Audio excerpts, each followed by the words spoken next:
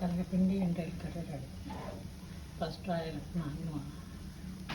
ఒక కప్పు తెల్లపిండికి 2 కప్పులు వాటర్ పోసుకొని వాటర్ బాగా మరిగిన తర్వాత అందులో ఉప్పు కారం పసుపు కొంచెం ఆనియన్స్ పచ్చిమిర్చి వేసి అంతా మరిగిన తర్వాత ఈ పొడి వేసుకోవాలి తెల్లపిండి. ఇదంతా దగ్గర ఉడికాక ఎండ్రాయిలు పోపు గింజలు వేసి తాలింపు వేస్తాం. దగ్గర ఉడికిపోయింది తెల్లపిండి ఎండ్రాయిల్ కర్రీ రెడీ.